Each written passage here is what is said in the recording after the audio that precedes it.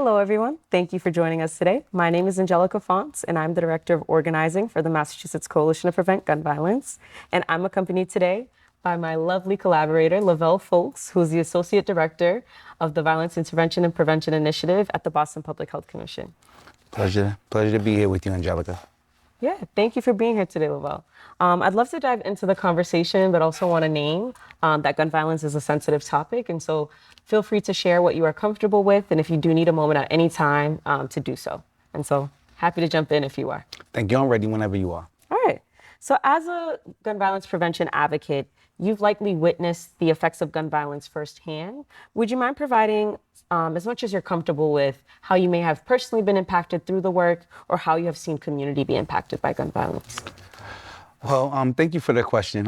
Thank you for starting off in that space, because for me, gun violence started at a very early age, impacting my life. I graduated from elementary school at 10 years old, like most people do, right? Fifth grade, graduated. In my fifth grade graduation, when my father was present, my mother was present, everyone was present.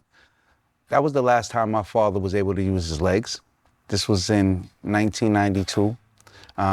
He was paralyzed shortly after that in the act of, I would say, senseless violence, simply for the fact that he was injured in a shooting while he was visiting someone's home, and he wasn't even the intended target. He just happened to be in a building that was unlocked and wasn't safe for all intents and purposes, right? And he was shot and he was paralyzed.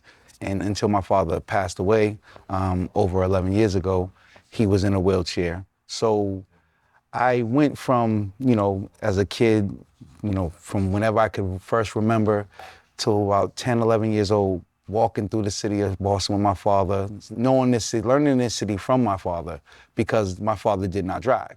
So our whole experience learning the city of Boston for me as a youth was, going to different places. And once he was shot and he was paralyzed, the immediacy of it was just the fact that I was worried that my father would not be here. And then after, just realizing life was going to be different, right? I went from walking side by side with my father to now I'm pushing my father in his wheelchair. Mm-hmm. You know what I mean? And so it's impacted me in many ways. And that was just the first particular instance. That's not even including that by the time I was June 5th, 1998, so I was almost 16, I was a victim of gun violence in the city of Boston. So it's impacted me personally both ways, and then in a myriad of ways, just like through the people I know and the community I live in. And is there other parts of that question that I missed? Or did I? Well, first and foremost, I want to take a moment just to thank you for sharing your story. Something we talk about constantly at the Coalition is that concept of what is our why, what is driving us in that work, and especially when folks who are survivors are sharing that aspects of themselves. I always like to take a moment just to really honor what we're sharing and that feelings that are involved in that as well, right? We're talking about generational trauma and those cycles of gun violence that are perpetuated not only in our communities, but that you've witnessed firsthand with both your father and yourself. And so I want to take a moment just to hold space for that. Thank you. Appreciate that. Yeah, and again, and I think of how both your personal experiences have now obviously entered into your career space as well. So I'd love if you could talk a little bit more about the crucial work that you're doing in community through the Boston Public Health Commission, but also draw upon how your perspective around gun violence might have evolved over time. So again, you talked about thinking as a 10-year-old, right? That direct impact that you witnessed in community, how it impacted your life again at 15, and then now thinking where you sit now and in the space that you've held in the gun violence prevention realm. It was a deep answer, because I've been on many sides of this equation, sadly, right? I'm someone who was also played a role in harm that happens in the community, right? So I can't sit here and act like, oh, woe is me. I've only been impacted in the most negative sense. I've done things to impact community. I've done things to impact people. And all of that has led to where I'm at today, right? My own personal strife and just the consequences of what I had to deal with my father, what I had to deal with myself. But then on top of that, learning how to navigate what I've done to others how to fix that, repair that, and realizing like just the reverberations I sent out, like a rock in the pond, right? Once I did my action, once I committed my harm and committed my crime and committed my just completely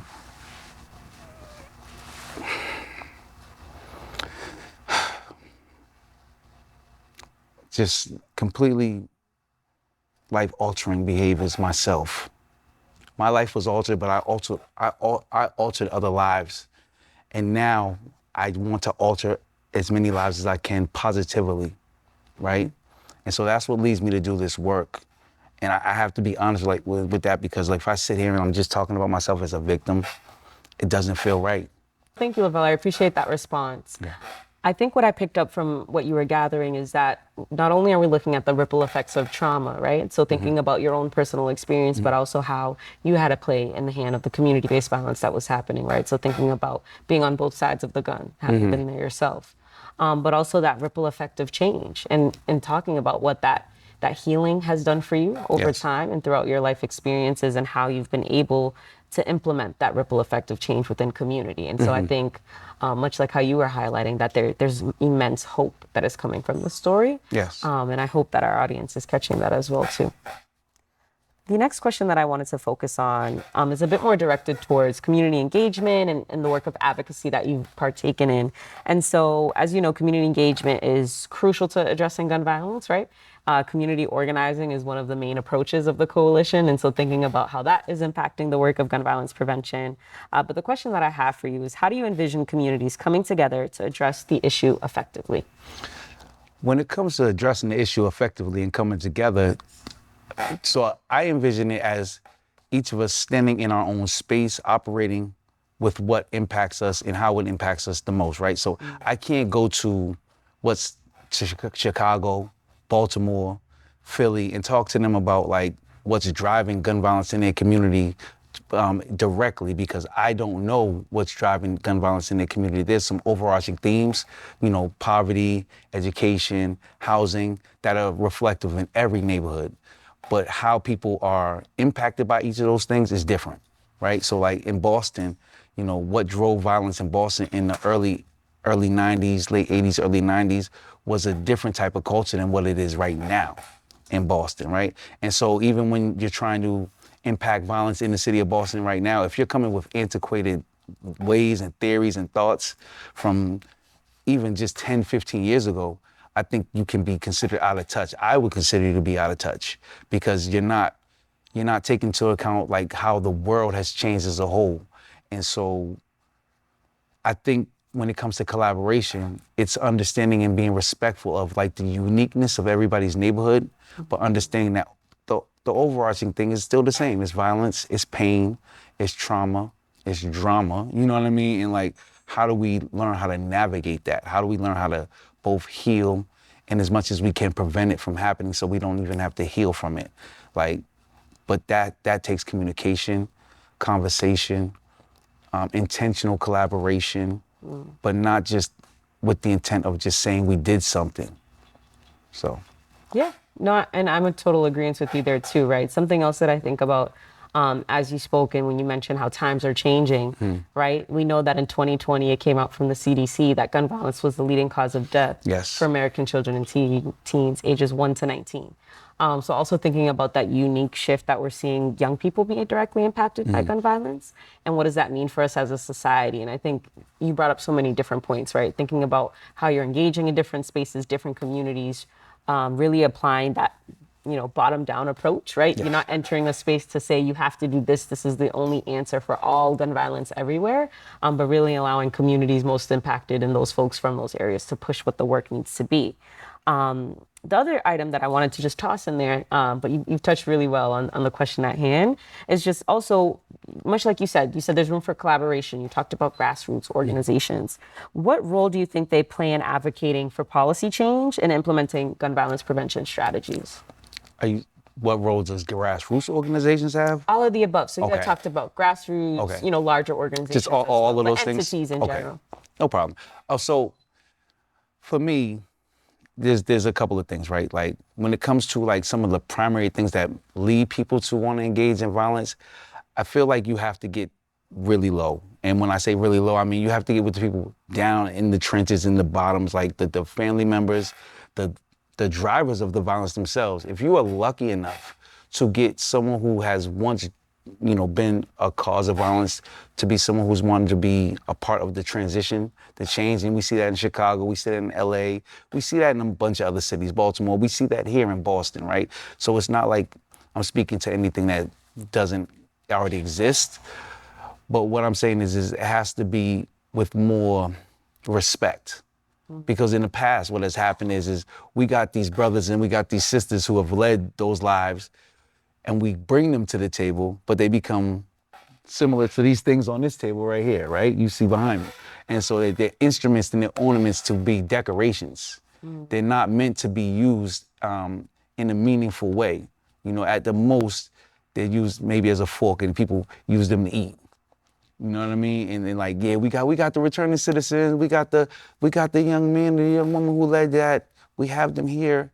Look at us, take pictures with us. But do they get a voice in the space? Do they get a say on the direction it's supposed to go?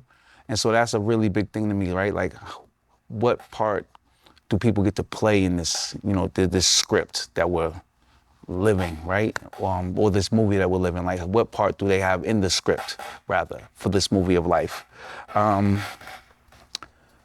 and I think more so like on top of that, we have to want to educate them, and I'm talking about the returning citizen and the people who are ex-drivers of violence, because here's the thing, in my opinion, you cannot heal from the outside. You have to be in, but you don't want to be so far in that you're so immersed that you can't see.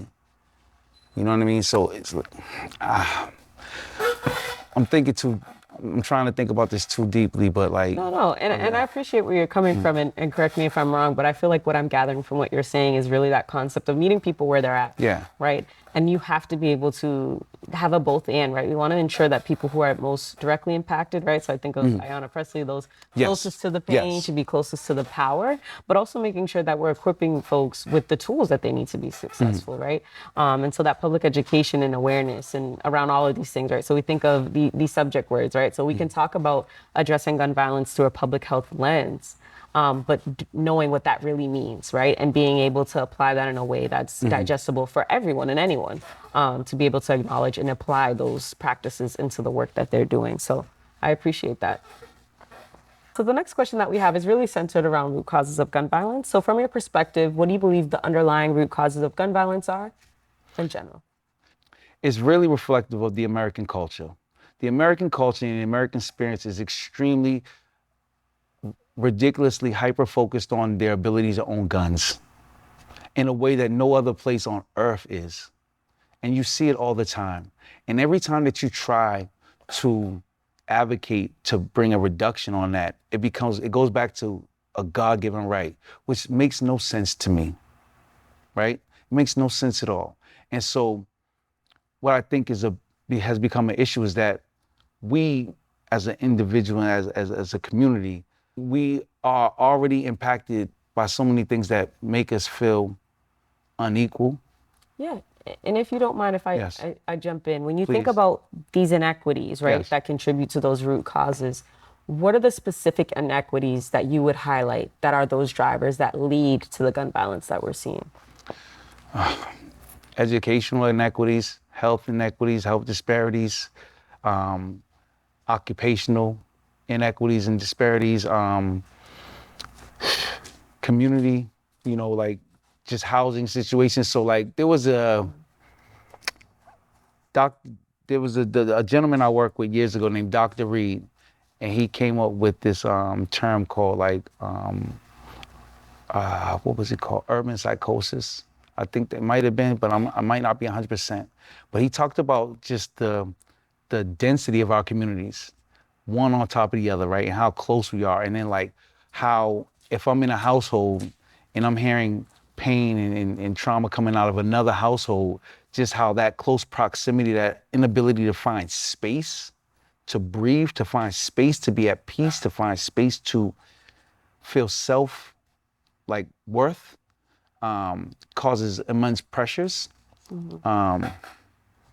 And those pressures leading you to finding a way to release those pressures that aren't always healthy. Thank you for that response, Lavelle. I just wanted to ask the next question, and I know that we have some shared insight as well because we've both done some work together around transforming narratives of gun violence. And so, in your opinion, I want to address how narratives of gun violence and cultural norms can influence increasing gun violence or reducing gun violence as well within, your city community overall as well. So when I give this answer, I'm giving it with a little bit of pause, just because it's not. So I hate to say social media, obviously, the influence of music sometimes, not all the time, but I as someone who was influenced by music, I know how it can impact your life. As someone who was influenced by like movies and TV at times and like the news, because like people don't realize, like, we watch the news too when you're in the streets, right? When you're in the streets, you're like, oh, they're getting it popping over there. And so the more those things are proliferated and talked about, the more they can sometimes lead you to do things that aren't necessarily in your best interest. And again, like I said, in American culture, everything's about making your name, however you make it, right? We idolize Billy the Kid. How many times they make serial killer movies all the time? And I'm saying that to say, like, for whatever reason, right? It's not unique to my community, the Black and brown community, right? It's a unique American thing. We have this real weird fascination with like some of the worst that you would consider the worst of worst, like the worst type of people, because they get the acclaim, they get the fame, they get the name. And I feel like, again, for people who don't necessarily always feel grounded in a sense of self, because let me just speak frankly, like most of us, when we go to a hood, when we go to a block, that's because that makes us feel value, right? We leave our family, our mother, our father, our sister, our brother, our grandmothers, the ones who love us and shield us from things, but they don't know how to give us the sense of value, right? Because they may not have always been told the best ways to bring that up into somebody. Like, we learn a lot of things through time and repetition, but it doesn't always mean those things that we learn are actually the best things that we should do, right? And we just wind up continuing to do them anyway. It's a lot of sense of self. The sense of self is really limited in our community, and sense of like value. So I could put it like, so I hated myself, and a lot of us, I would assume, sort of hate ourselves to do what we do, right?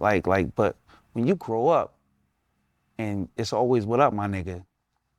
And it's always that, or like you hear women saying that bitch, like the way we talk about each other just has no value. You know what I'm saying? Like, that's really for me, it all boils down to that. Like, we don't ingratiate that sense of connectivity between us. And so when I say I hated myself, and it was easy for me to hurt somebody else who looked like me, because I don't have value for me, which is why I do things to put my life in danger and jeopardy. You know what I'm saying? Which is why my behaviors and actions they're not conducive to wanting to live a long life, at least back then. You know what I mean? Like, and I say that it's because you sort of can see it now. When you see this on the simple things, not even a gun violence thing, with the way people walk into traffic and walk into the street, and the way people engage in like taking care of themselves in those ways, like basic ways, and you see it and you're like, there's no care, concern. I don't know. It's just a lot of like, I don't know. Yeah, and I appreciate that. I think there's a lot that go into those dominant narratives of gun violence, right? And like you said, you're seeing them in many pervasive ways, right? Whether if it's the news you're intaking, other media outlets, is it the music, all of those things that we're all, because the access to, smartphones, we're constantly surrounded by this intake of content. And so I think that's really. And then I could say, even before smartphones, like people talk about social media driving violence right now. I remember in 1997, there was this thing called the party line, where people would call and a bunch of random people would talk to a bunch of other random people from random places throughout the city or country, right? Depending on where you was calling. And I seen this party line, this basic thing lead to so much violence just from conversation. People getting on there, you know, bigging up their neighborhoods, their blocks, or talking about one another, and then, oh well, send me your ad. What's it called now? Send me your dot, your green dot now. But back then it wasn't that, right? It was send me your addy or whatever. And so yeah, it's just a lot of things that leads to the violence happening, and a lot of ways that people want to, I'd say, just it all goes back to value, Right. and self-worth. Like that's just what it all goes back to, in my opinion. Yeah, and just to add into addition, I'm curious if in your experience, right, you've also seen kind of the opposite end of, right? So how that work of narrative change can have a positive impact on gun violence and like the work of gun violence prevention. Yes. I'm hearing the nods. So would you mind sharing a little bit more about that experience or initiatives or whatever it may be that you want to highlight?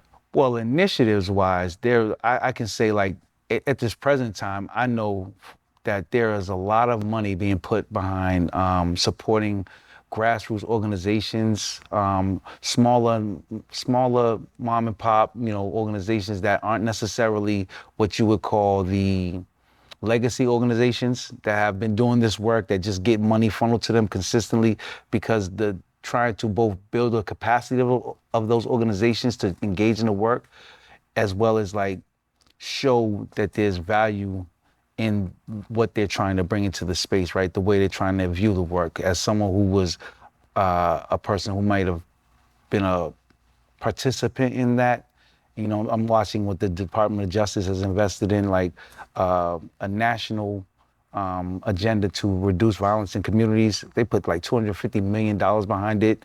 And I say that as my organization, I work for the Boston Health Commission. They are one of the ones who are funded behind this initiative. And this initiative is explicitly looking to work with the hardest to reach individuals, right? People who have been either the most impacted or drivers of the violence. Then I look at organizations like Transformational Prisoner Project, We Are Better Together, and those organizations and the work that they do and the perspective in which they bring into this workspace. And, as people who have been both impacted by violence with We Are Better Together as a victim, a survivor-led organization, right?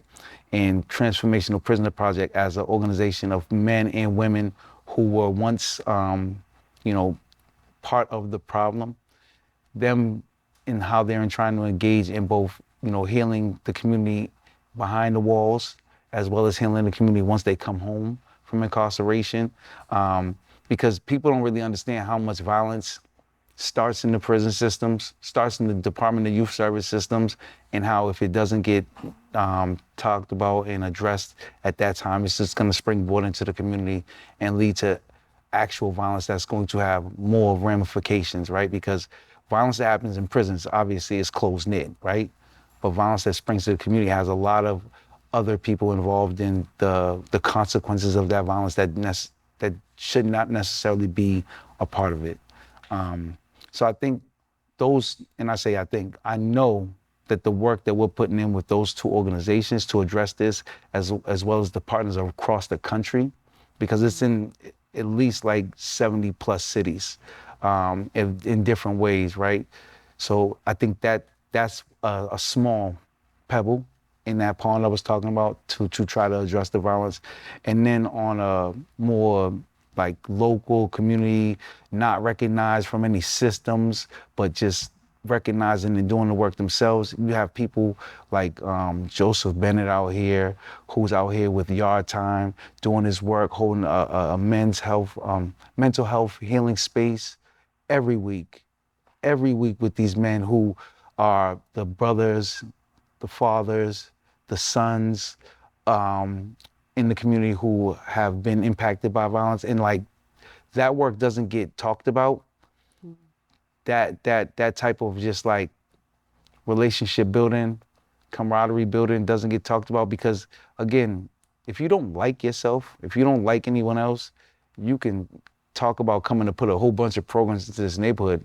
But the basic things you have to do is start making people have comfort one another, actually feel like community, and actually feel togetherness and togetherness for the sake of, not for just a block, but like we should be together because it's like the best thing to do, right? Not just because we're from a block. So yeah. Yeah. And I appreciate that response, right? What sticks out to me, and especially with the organization that we're with today, is thinking about coalition building, right? And it's not just a word to say, yes, we're in coalition with one another, but truly having that meaning behind it and creating those networks within community. Again, like you were saying, for that shared resources, for that reestablishment of where, because of inequities, that feeling of community might have been diminished, but reestablishing that together. And I think that's super important to highlight. One of the last questions that I had for you today is actually centered around reforms surrounding gun policy and gun policy specific. And so, as someone deeply involved in violence prevention efforts, do you have any specific changes or reforms you'd like to see both in the state, nationally, but also in Boston specific in terms of policies made to address gun violence? I know that's a larger scope, but feel free to take that in the direction you prefer. I mean, we're going backwards on policies around guns, right?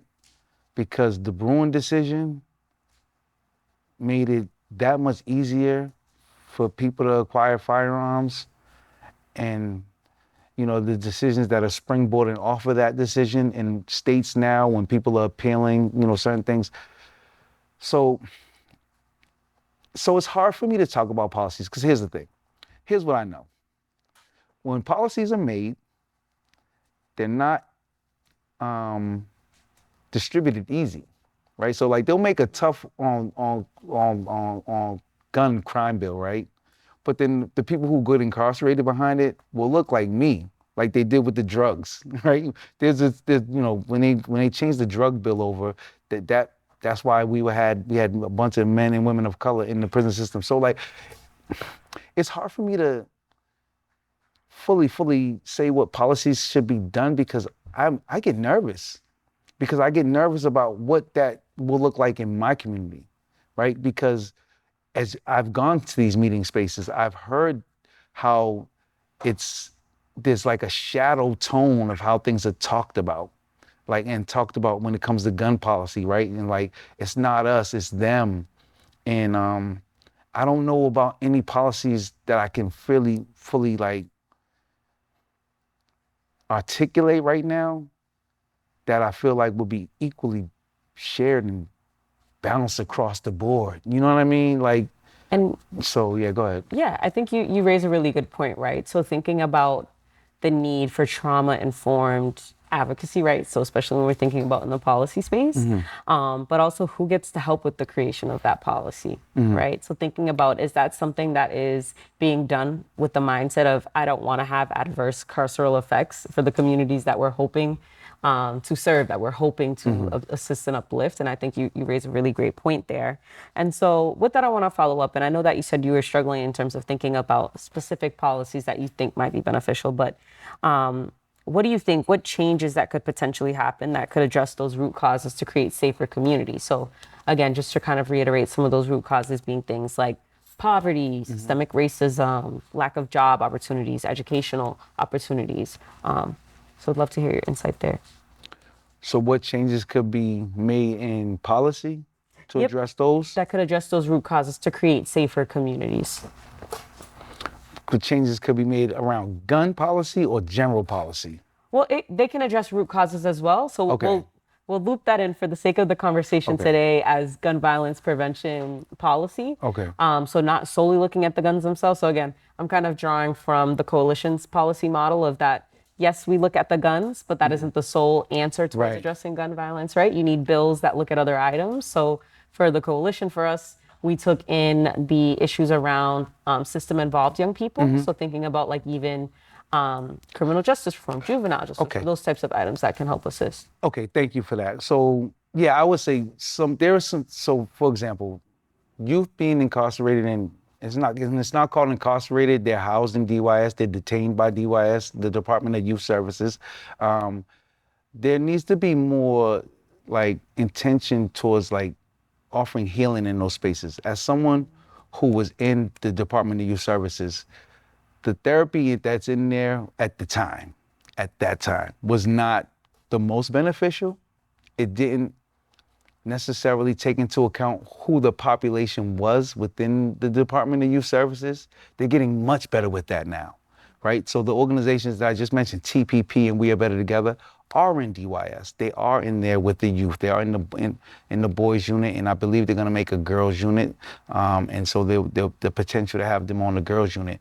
And I think having people centered in like what will make best practices for those youth in terms of supporting those youth would be very helpful, because a lot of times people come in with an education, but they don't have the practical knowledge, right? So they have the book smarts, right? But they don't have the street smarts. So I remember, again, being in the DYS space and staff talking to us about like, when you go to your neighborhood, you just gotta make sure you don't get in trouble by, keep your head forward and you just walking your way home. And I'm like, dude, that doesn't take into account that like they're out there, right? How am I just gonna keep my head down and walk home when that's where I have to go every day? You can say that when you don't have to come back to that environment. And I think like one of the things that they've been getting better with in terms of like DYS is like the ability to allow more people into the system to support the youth, because it does have to start earlier. But once we get to the state prison system, the county prison system, it's pretty much like you have to hope that person gets it themselves. When you're still in the DYS system, there are so many other people coming to you. There's more of a chance that it can be pushed towards you and like they can be sprung out of you. I don't know if that makes sense. Yeah, You get what I'm saying? And I appreciate that, because you raised some points as well too, right? So when we think about policy, it doesn't always have to be legislative policy changes, right? When I heard you speak about your experience with some of, whether if it was caseworkers or those other professionals you dealt with as a young person in DYS, it's also that policy change that can happen organizationally, right? That can help improve the outcomes of the work that's being done. And so I think that's also super important to highlight when we're thinking about violence prevention. So I just want to name that. So I would say like, so I don't know what existed back when I was a youth, right? In 1994, 95, 96, I have no clue to know what existed. I know back then, like you could be arrested as a youth and be sentenced to an adult, like sentence. You can't do that any longer. I think the age has been pushed up to 21, and if it's not 21, I think it's going to be that pretty sooner than later. But programmatically now, there are a lot more options, like a lot more resources that are out there and available. And so I think that it's just, but the intention, like I think spaces have become more intentional about trying to avoid some of the negative outcomes. And I'm speaking about DYS, because DYS had a policy right back then. They would pull you in for 1 to 7, and then 7 to 14, and then 21 and above. And what that means is they just pull you off the street, lock you up. And then, imagine being a kid, you're getting locked up in DYS every so often, like a child is getting punishment in his home and taken from the safety of your home into a DYS, a volatile system. And that creates a tension.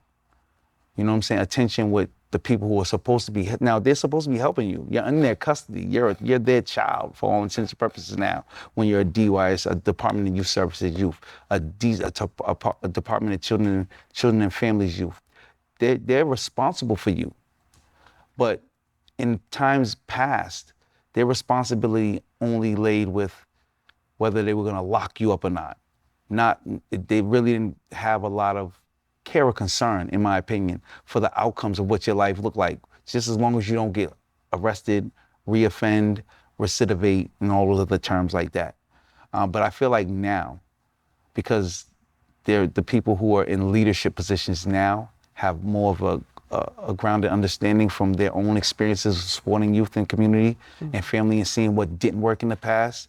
I feel like now people are being more intentional about who they bring to the table, how they bring youth to the table, and how they listen to youth. And I think that has like led to a lot of growth in the way we see things. So I think about Citizens for Juvenile Justice and the work that they do around policy, around the legal side of things, legislation. But then I think about the Amy Casey Foundation and JDAI, which is Juvenile Detention Alternatives Initiatives. I'm saying all these things because people need to know about all these things because there are things that exist. And that so when you're speaking about policy, like this is working on state policy, the Massachusetts Coalition to Prevent Gun Violence, but Annie Casey is working on internal DYS policy. So they're not dealing with the laws and the legislation, but what they are dealing with is how DYS, the Department of Youth Services, works within themselves, right? How do they envision their role as like case managers, case workers, as court officers, as lawyers, as people in the space to both be the potential for youth to find great outcomes in life or be the reason that the youth finds horrible outcomes in life. Like that's the role all of these different people play, case managers, parents, and all of that. But if you don't realize that your job is to help this person get to a positive outcome, not just avoid getting locked up, you're not gonna, in my opinion, engage in a way where you're trying to pull all of that out. It's like you're trying to make sure just one thing doesn't happen. And I think that's a transition that's happened. So I don't know if that answers your question. No, thank you. Okay. And I appreciate that. And I appreciate your time for today. And that was it for us. So Yeah. thank you. Thank you.